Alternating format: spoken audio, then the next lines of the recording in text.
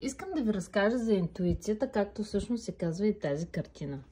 Интуицията е нещо, което ни дава възможност да си вземем решение по най-адекватния начин за нас самите, за да може да водим един по-лесен и благотворен начин на живот.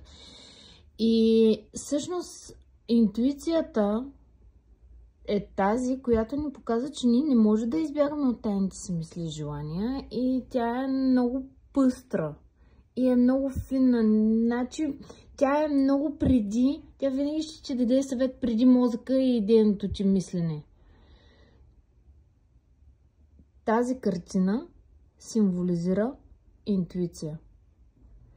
Ако искаш да си събудиш твоята лична интуиция, може би е добре да почнеш да наблюдаваш лилавите цветове, тъмносините, да си затвориш очите, да видиш първата картина, която ти идва в съзнанието, първото изображение, първия човек, първата дума, първото усещане.